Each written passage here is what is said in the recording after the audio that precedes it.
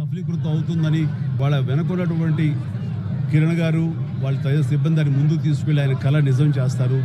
ఆయన ఆయన ఆయన అది జరిగి తీరుతున్న ఇది అందరూ ఆయనలో ఒక గంభీరమైన వ్యక్తిని చూస్తుంటారు. కానీ నేను ఆయనలో ఒక చిన్న పిల్లవాడిని, ఒక పసిపిల్లవాడిని కూడా నేను చూడడం జరిగింది.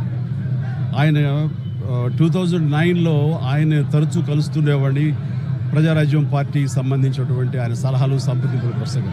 ఆ సమయంలో భోజనం అయిన తర్వాత నేను ఆయన ఒక పెన్ను, ఒక కార్టియర్ పెన్ను నేను ఆయనకి గిఫ్ట్గా ఇవ్వడం జరిగింది. ఎందుకంటే ఆయన పెన్నులు కలెక్ట్ చేస్తారు, ఆయన హాబీగా ఉంది అని తెలిసినప్పుడు ఆయనకు ఆ పెన్ను ఇచ్చినప్పుడు సుతారంగా వద్దు అంటారేమో అనుకున్నాను. కానీ చాలా ఆప్యాయంగా తీసుకుంటూ చిన్నపిల్లవాళ్ళగా ఆ పెన్ను చూసుకుంటూ, ఒక చిన్నపిల్లవాడికి టాయ్ ఇస్తే ఎంత ఎగ్జైట్ అవుతారు అంత ఎగ్జైట్ అవుతావు. వండర్ఫుల్ పెన్, చాలా బాగుంది చిరంజీవి గారు అని. మీకు అంత ఇష్టం అంటే, అయ్యో నాకు పెన్నులు కలెక్ట్ చేయడం చాలా ఇష్టం, రండి చూపిస్తానంటూ లోపలికి తీసుకువెళ్ళి ఇదే హౌస్లో ఆయన బీరువా తెరిచి ఆయన కలెక్ట్ చేసినటువంటి మంచి మంచి గొప్ప పెన్స్ అని చూపించి, ఇన్ని పెన్స్ ఏం చేసుకుంటారండి అంటే, అయ్యో ఇవి చాలా ఇష్టం అండి, నా మనసుకు ఏదైనా ఆలోచన తోచినప్పుడు ఒక్కొక్కసారి ఒక్కొక్క పెన్తో డైరీలో రాసుకుంటానన్నట్టు ఆయన రకరకాల ఇంకులతోటి, ఎరుపు, నలుపు, ఆకుపచ్చ, బ్లూ, ఎరుపు ఇలాంటి రంగులతోటి ఆయన కప్లెట్స్ లాగా ఆయన ఆలోచనల్ని అక్షర రూపంలో ఆ డైరీలో రాసుకోవడం చూసిన తర్వాత ఆయన నిరంతరం ఈ సొసైటీకి ఏం చేయాలి, నెక్స్ట్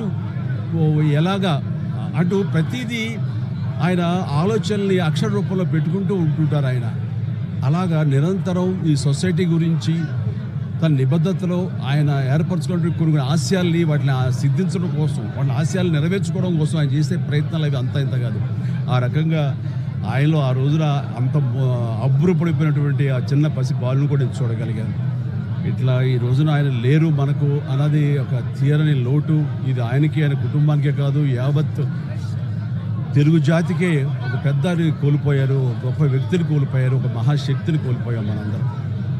ఈ సందర్భంగా ఆయన ఎక్కడున్నా సరే ఆ స్వర్గంలో ఉంటారు, మన దరిదాపులోనే ఉంటారు, మన దగ్గరే ఉంటారు, మనకు తోడుగా ఉంటారు.